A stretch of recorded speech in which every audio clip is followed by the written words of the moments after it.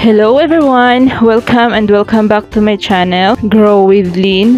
Please don't forget to hit like, comment, and subscribe if you like it. At kapag tapos na, let's proceed to our video for today. Meron kasi ako nabili ng mga plant truck para sa vertical wall, guys. At tatamnan ko na sila kasi nakapaglagay na yung asawa ko ng screen na pwedeng paglagyan itong mga plant truck para magandang tingnan naman yung other side ng aking garden. Ang itatanim ko dito ay mostly haworthia or cactus. Baka maglalagay din ako ng mga hanging plant. Yun.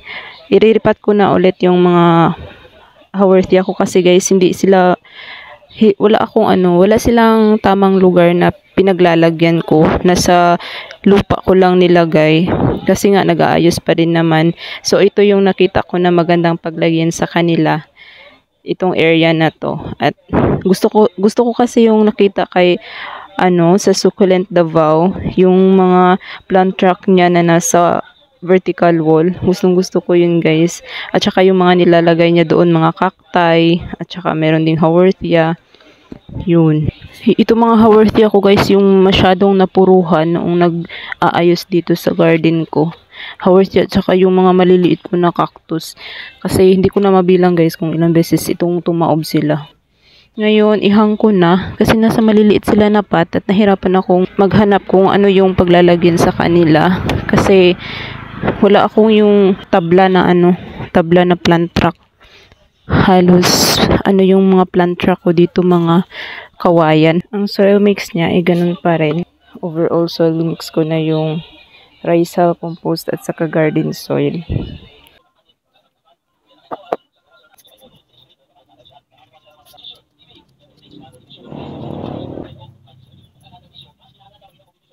Bago lang to nakatanim, guys. Si haworthia na to. Wow! Tingnan nyo yan, guys. Grabe yung roots. Konti na lang, mag-root bound na siya.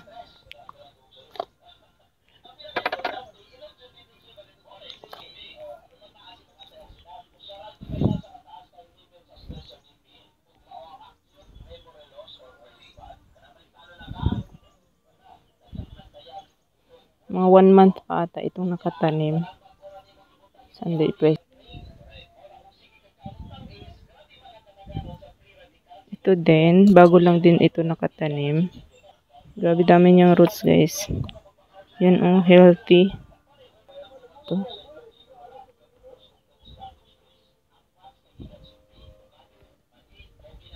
May baby na pala ito isa. Putulin ko na kaya yung roots, guys. Total naman yung soil mix natin, tuyo naman. Para mag-produce siya ng bagong roots.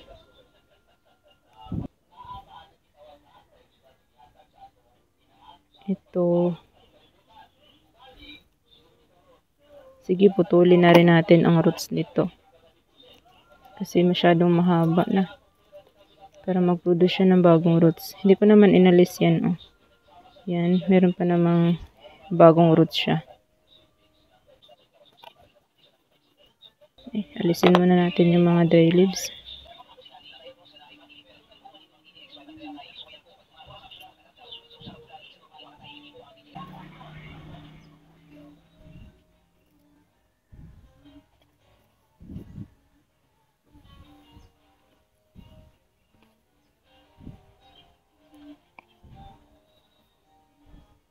Gusto kong iharap yung may mga babies niya.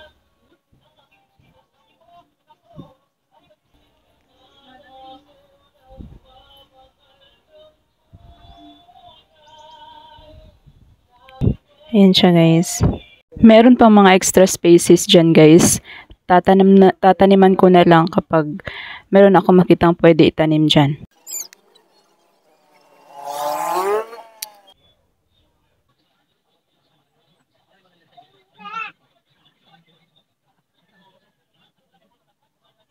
Try ko lang itanim to ulit, guys. May sakit siya kasi.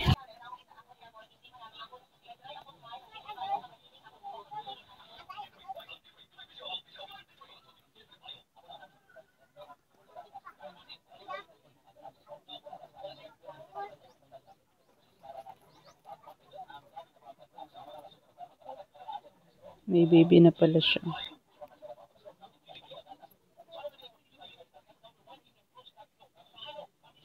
Ito, nagtitrail ito, guys.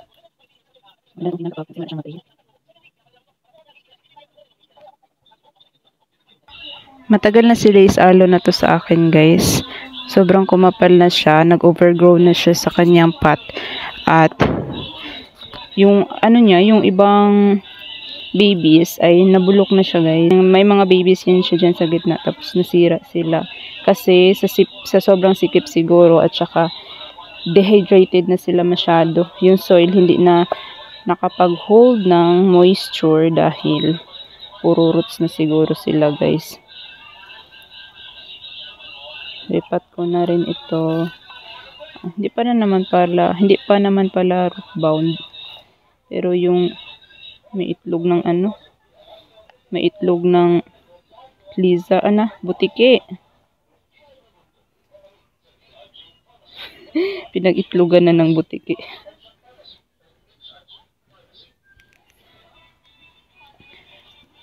Ano pala yung kanyang soil mix? May Pamis, Upperlight. Yan, kaya madaling matutuyo. At saka minsan lang akong nagdidilig. Kaya lulusaw yung mga babies niya. Linisan ko lang. Ang daming itlog.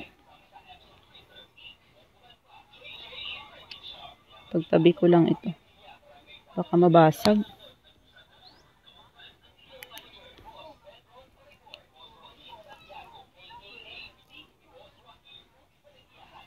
Lace Aloe ata ito, guys, diba?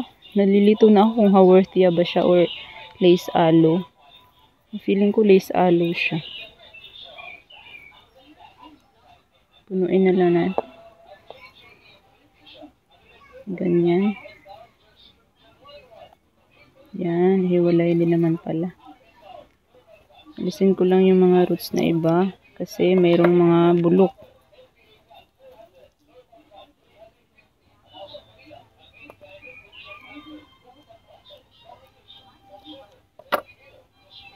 Haba lang din naman ang roots niyan ulit.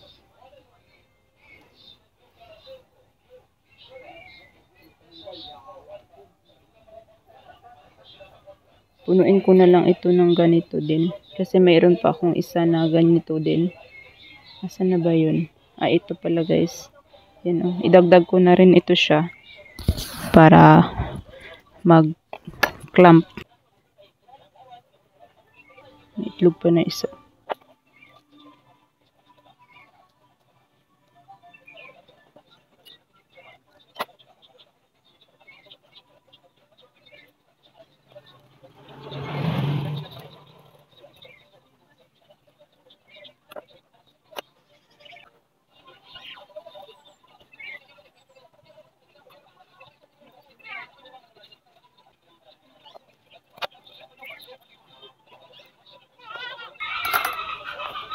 Yan sila, guys.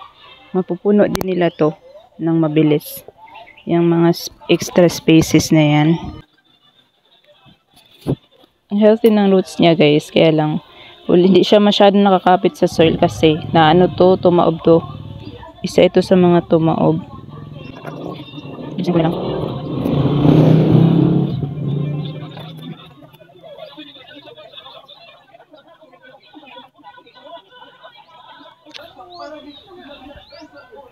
Root bone. Tingnan nyo yung roots niya, guys. Yan. Ang ganda tingnan, di ba? Kitang-kita. Grabe yung roots niya.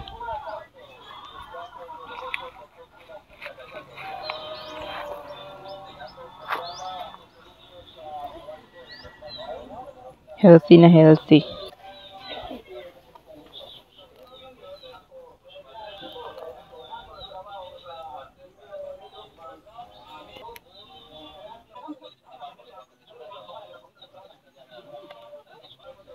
Meron pa lang akong hindi na itanim, guys. Oh. Wala na, dehydrated na. Tingnan ko lang kung pwede pa ba siyang mag-ugat. Kalimutan ko. Wala na. Dead na siya. Hindi siya pwede. Yan. Dami na rin yung roots. Hindi ko naalisin yung Hindi ko naalisin yung roots. Ay, soil pala.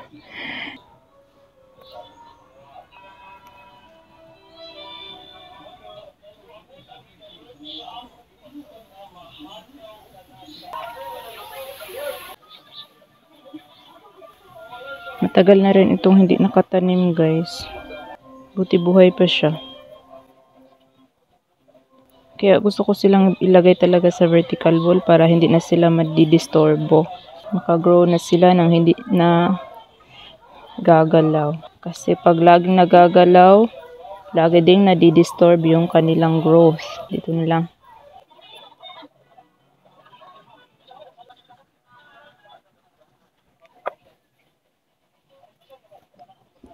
Siyang kagat. Try ko lang itanim din, baka mag-survive.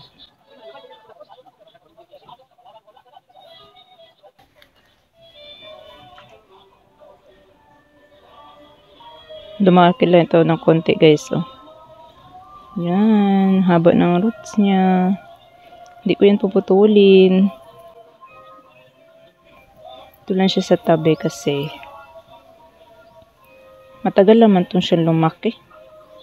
Ang bagal lumaki niya, guys. Yan.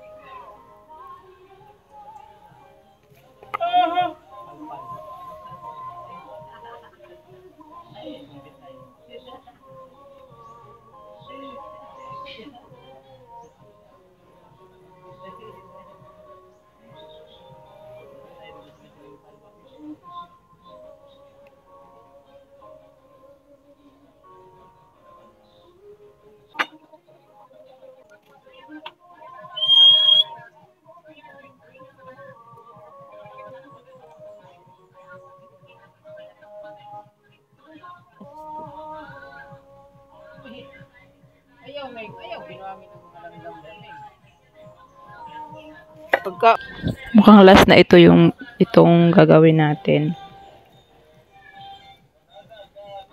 Parang wala na akong makita na pwedeng ilagay. Yung ibang planter ko, lalagyan ko na lang yun ng tatamnan ko na lang yun ng succulents.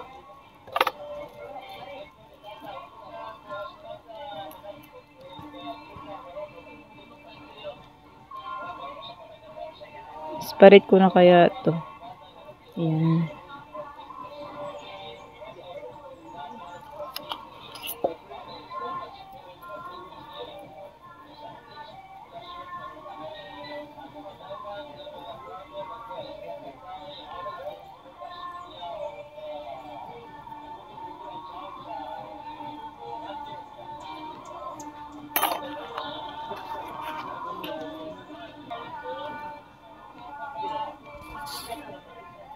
Sobrang tagal na nito sa akin, guys. Hindi pa rin siya lumalaki. Medyo sensitive ito sa water. That would be all, guys. Thank you for watching.